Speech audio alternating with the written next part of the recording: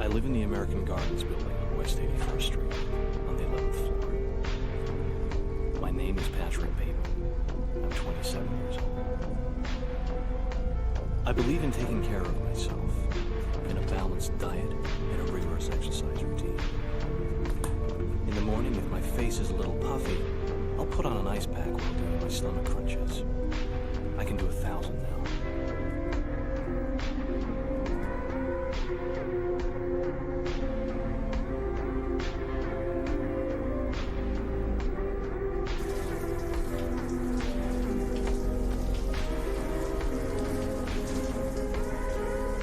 After I remove the ice pack, I use a deep pore cleanser lotion.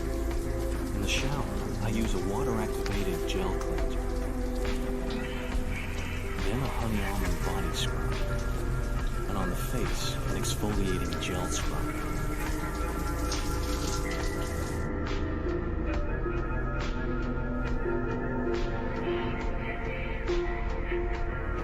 Then I apply an herb mint facial mask, which I leave on for 10 minutes while I prepare the rest of my routine.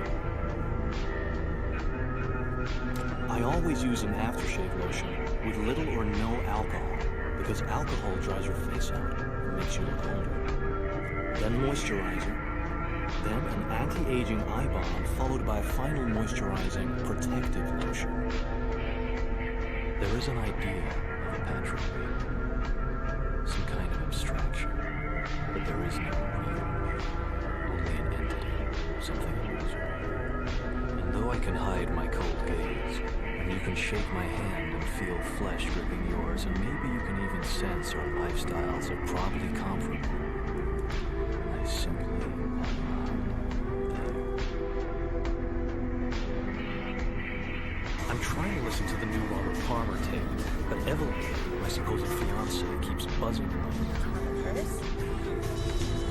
I'm on the verge of tears by the time we arrive at a spa, since I'm positive we won't have a decent table. But we do.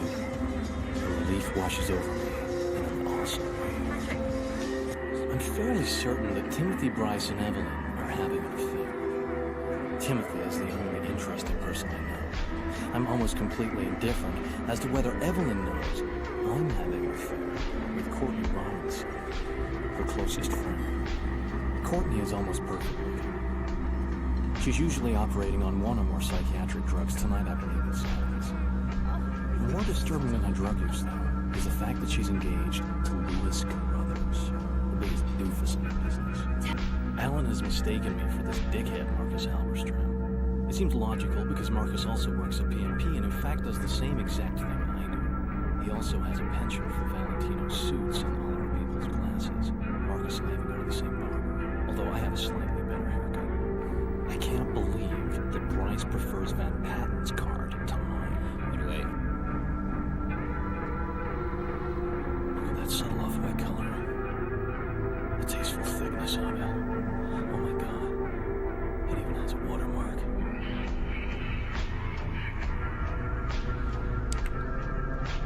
I have all the characteristics of a human being. Flesh, blood, skin, hair. But not a single clear, identifiable emotion, except for greed and disgust. Something horrible is happening inside of me, and I don't know why. My nightly bloodlust has overflowed into my days. I feel lethal, on the verge of frenzy. I think my mask of sanity is about to slip.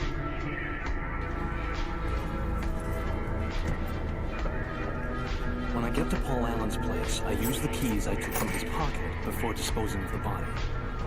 There is a moment of sheer panic when I realize that Paul's apartment overlooks the park.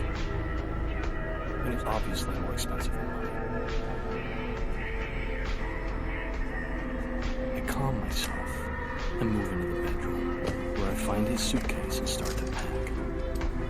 It's time for Paul to take a little trip. So, Carter. But inside doesn't matter. There are no more barriers to cross. All I have in common with the uncontrollable and the insane, the vicious and the evil, all the mayhem I have caused, and my utter indifference to started, I have now surpassed.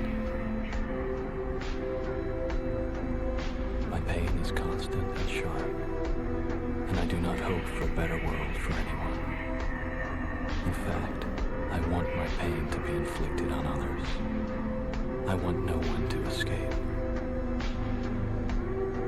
But even after admitting this, there is no catharsis. My punishment continues to elude me, and I gain no deeper knowledge of myself. No new knowledge can be extracted from my telling. This confession has meant nothing.